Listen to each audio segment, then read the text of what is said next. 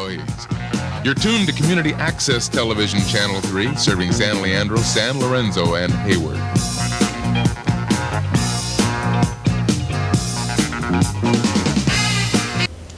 Welcome to Barrio Expressions. This is my name is Isabel, and tonight we have a very special show for you. We're going to be showing a documentary that our producer and all of us have had interest in presenting to you, and Juan Espinosa, our producer, has been working on it, and it's on the labeling issue regarding the gang labeling issue that we covered last year, and dealing with that anti-graffiti issue, and also the idea that labeling our young people as gang members is not true.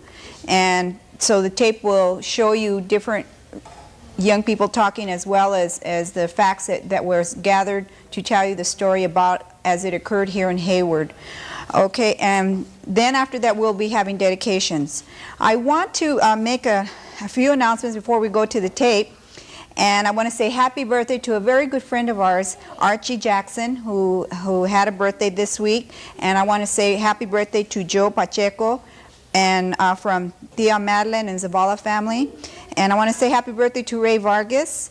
And also good luck in the future to your new home in Texas, to the De La Rosa family from the Zavala family. And also I want to make an announcement. There's going to be radio training for anybody who's interested in working on radio. KPFA Radio with California Arts Council will be sponsoring a series of radio training programs. It began February 8th, but there's a session of 8 weeks. And so if you missed out on the first 8 weeks, there's still time. So please call 848-6767, and that's call KPF Radio to ask questions about the radio training if you're interested in getting into radio. Call KPFA Radio, and that's 848-6767. Okay, now we're going to go to the tape.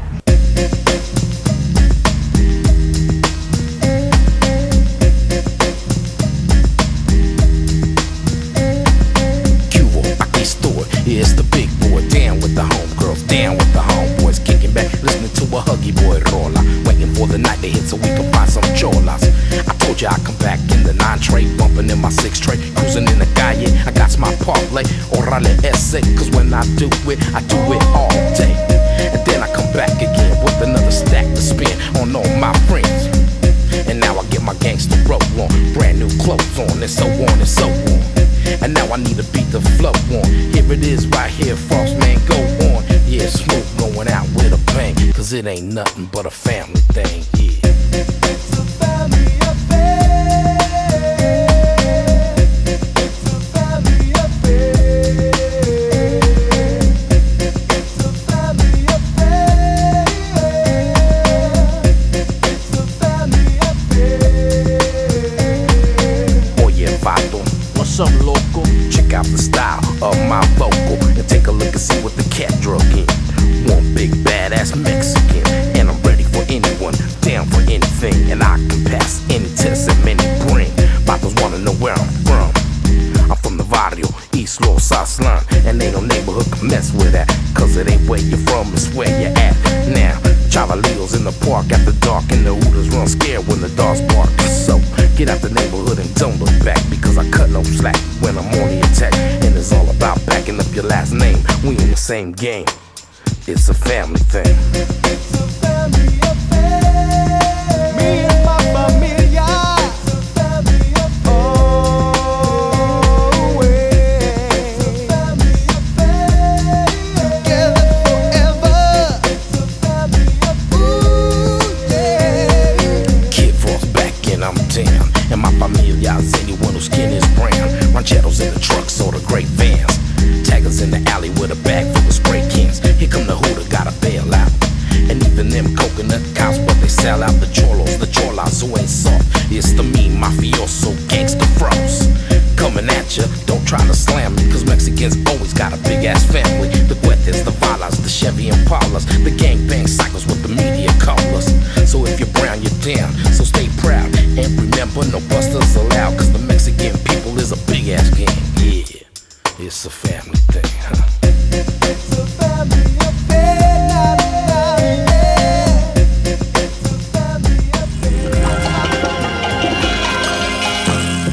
somewhere they can hide. Not in the open. They'll never come out in the open. They'll do something like this at nighttime or in the evening.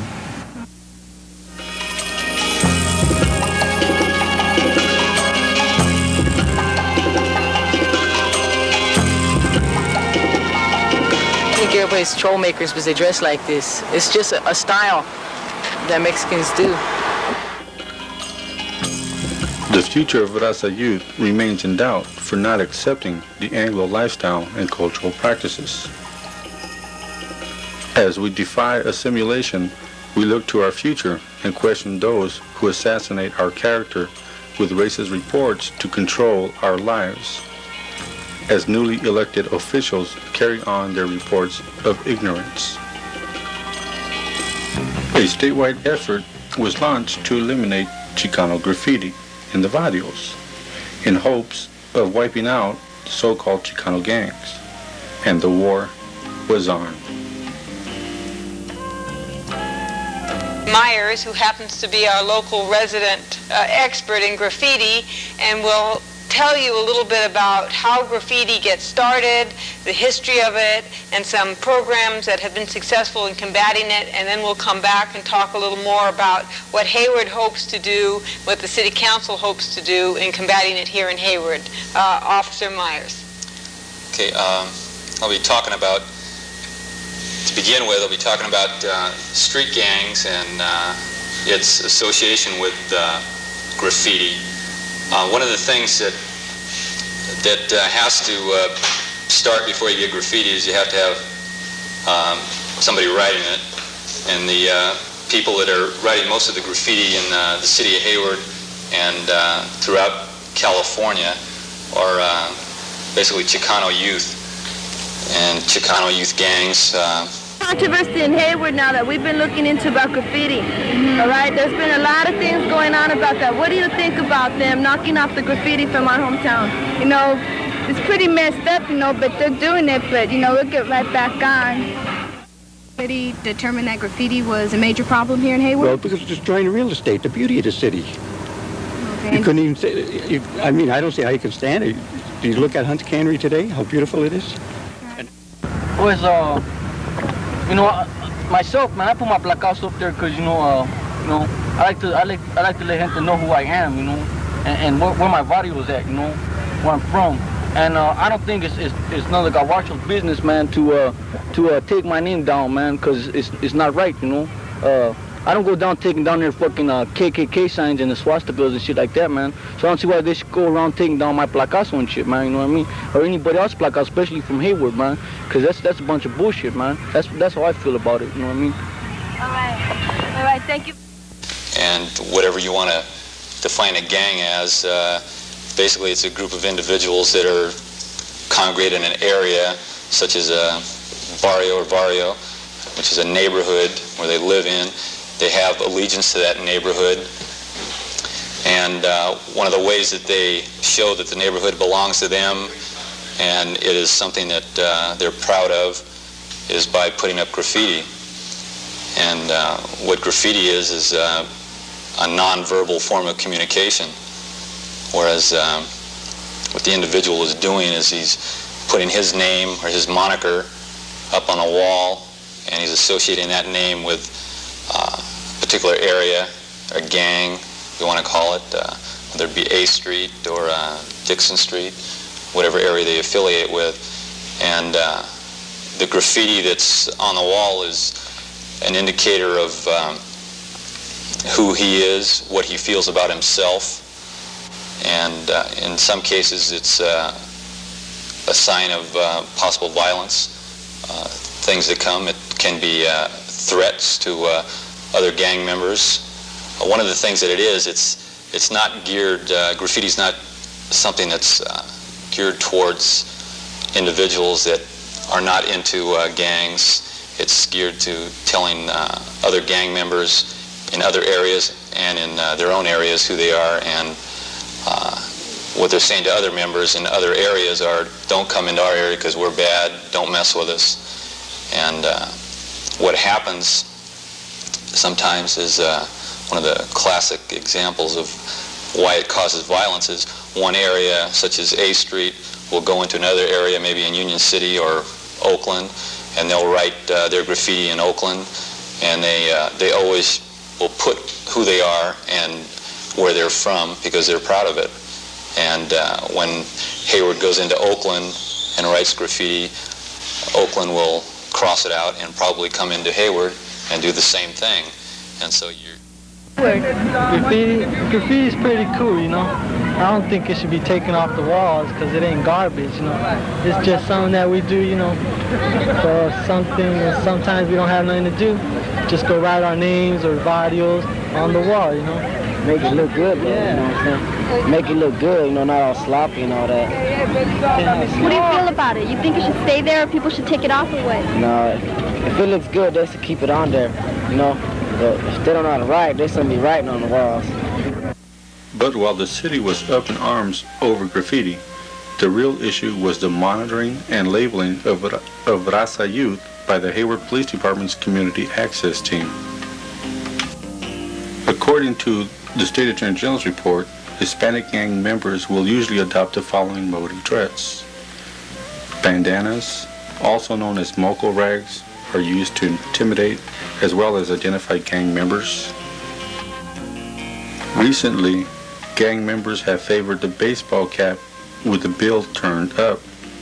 Gang members will write their name, nickname, and gangs to identify themselves and also intimidate others.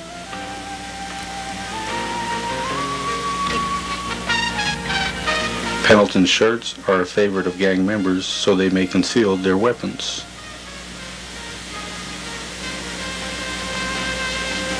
Khaki pants, usually a size or two too large. Gang members run in groups.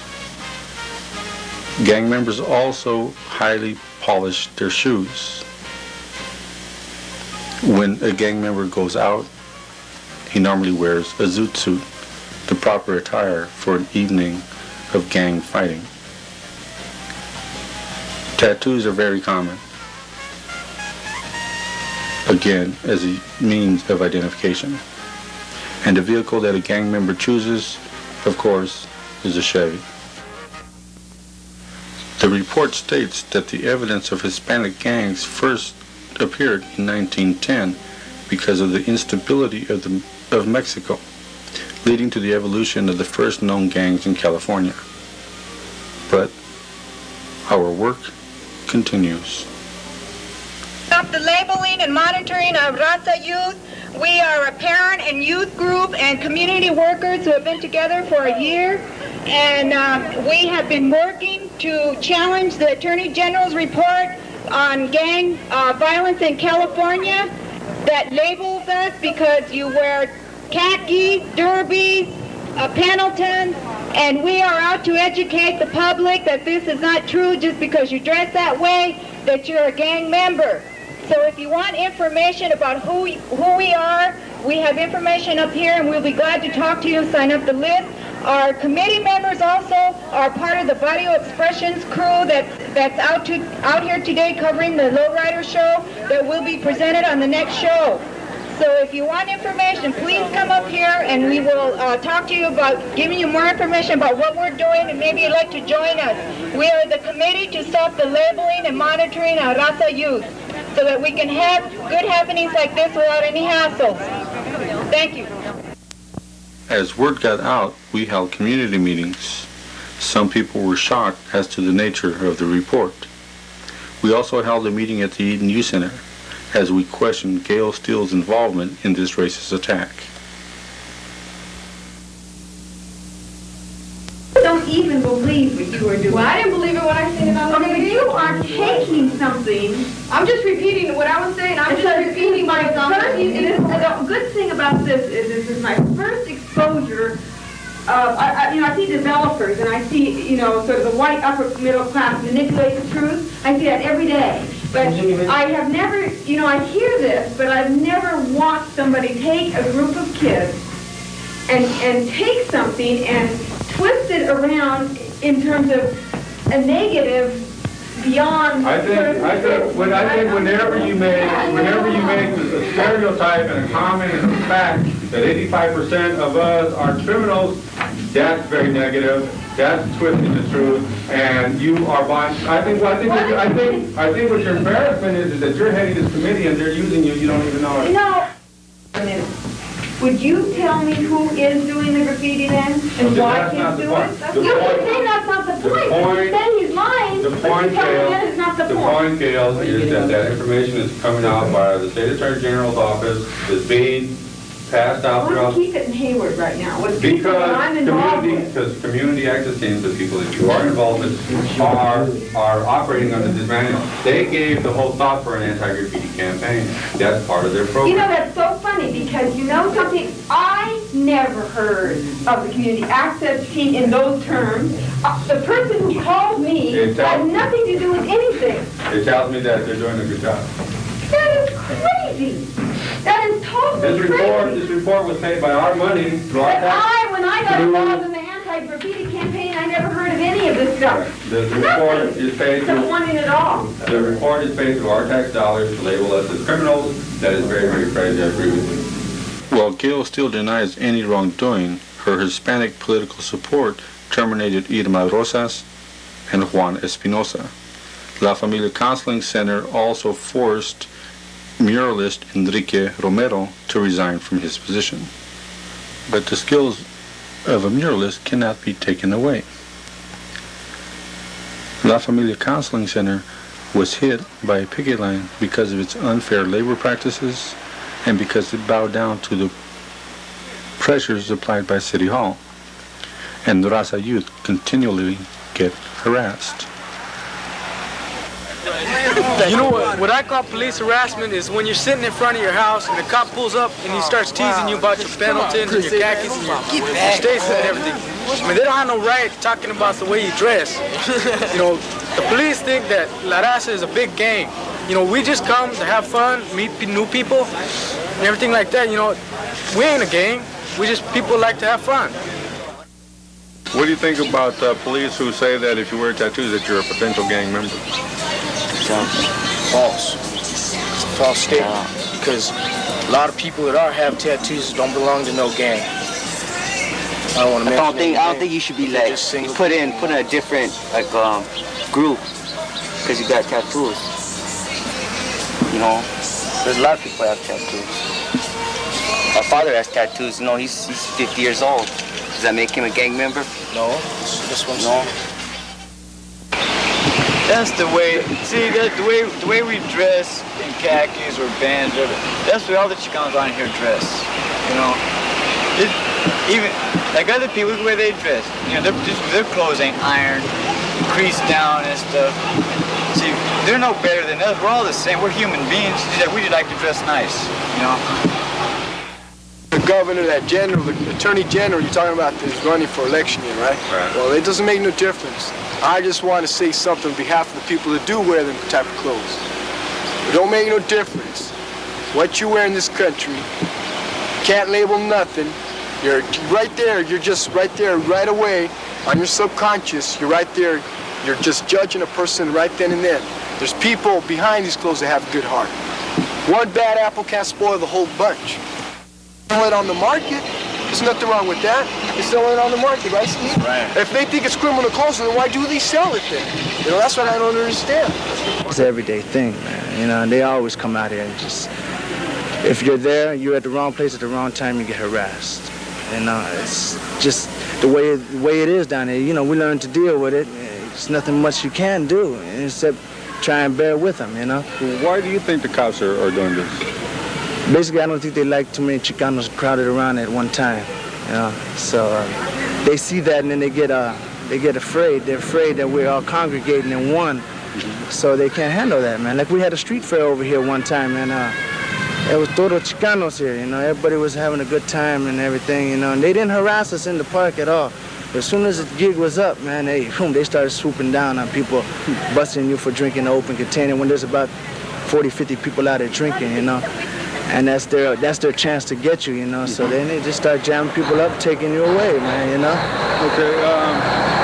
What kind of things do you think should be provided here for people to do besides, like you say, the parks are closed to you, right? See, we don't have adequate facilities down here for the youth around this neighborhood. I think it would be a good idea if they can get some money together to provide for them to have some place to go so they will stay off the streets, like a little clubhouse. There's plenty of vacant buildings around here which can be leased out, you know, on the government funds or what have you, and put the money to use, you know, rather than take it from us and not use it for nuclear weapons or what have they, you know.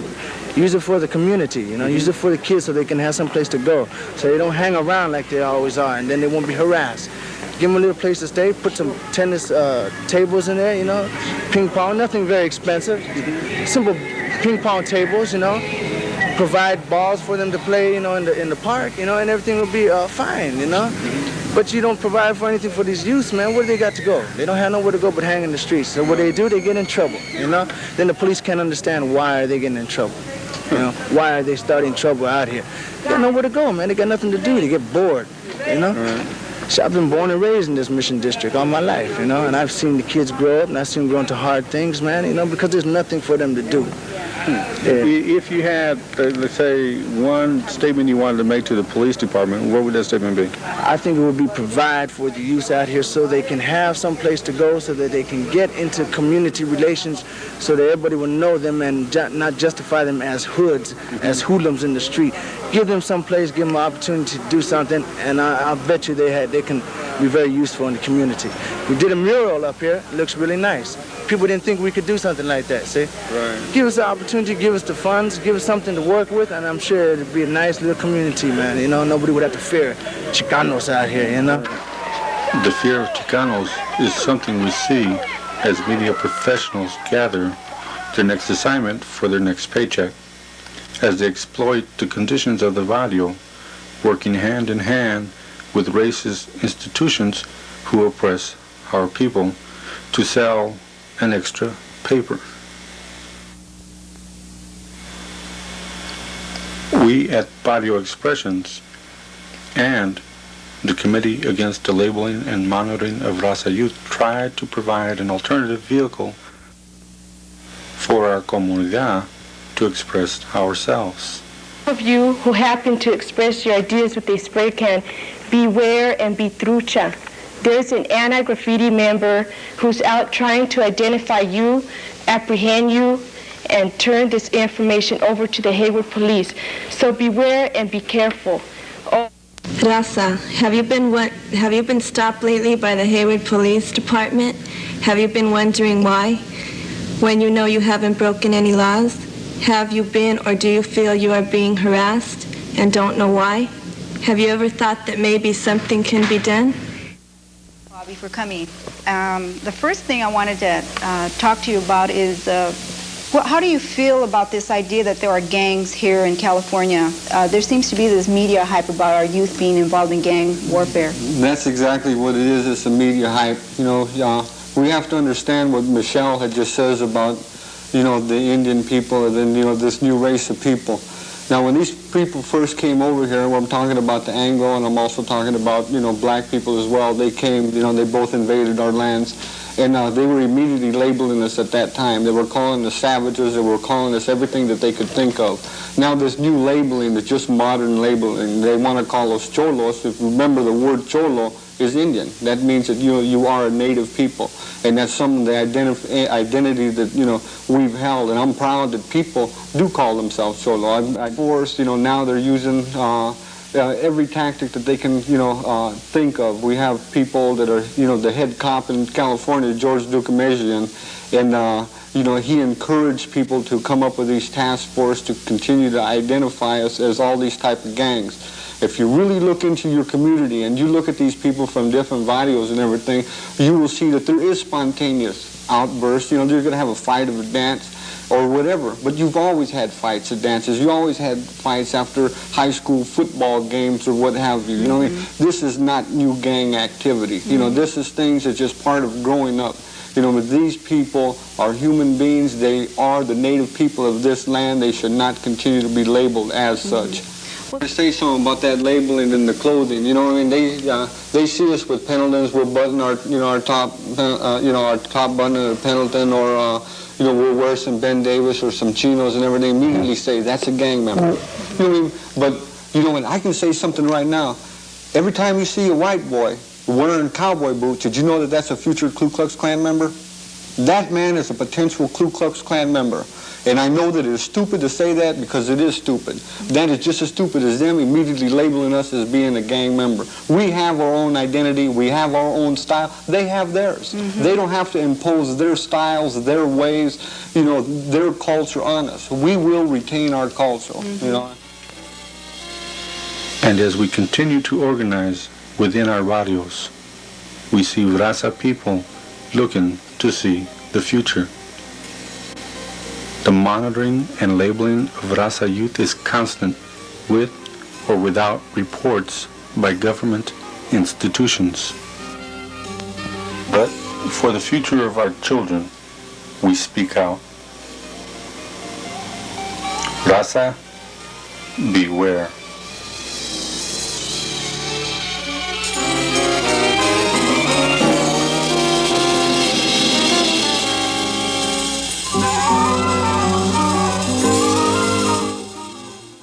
Welcome back to Barrio Expressions. Tonight we're going to have a little change in plans. We're not going to have dedications.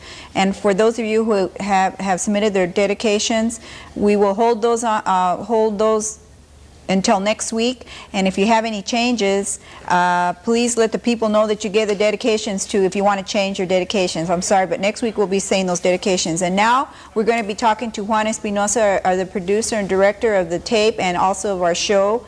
And we're going to comment a little bit about the content of the tape as well as why it's important for us to understand what's going on. Okay, good evening. The reason that we showed you the tape tonight is basically we wanted you to get an understanding of what type of programming we do here at Barrio Expressions, aside from dedications, aside from lowrider hops, aside from some of the nice social, recreational things that we offer here through the program. I think it's real important that we have a youth audience that is here to view what we offer. But I think what's real important is that young people who watch the show listen to what we're saying through our videotapes. And I think sometimes we lose that because it's nice to get into different type of things as opposed to some serious issues that are happening in the community. What we find now through our work behind the labeling issue is that this whole movement to label and monitor Raza youth as potential gang members still exists today.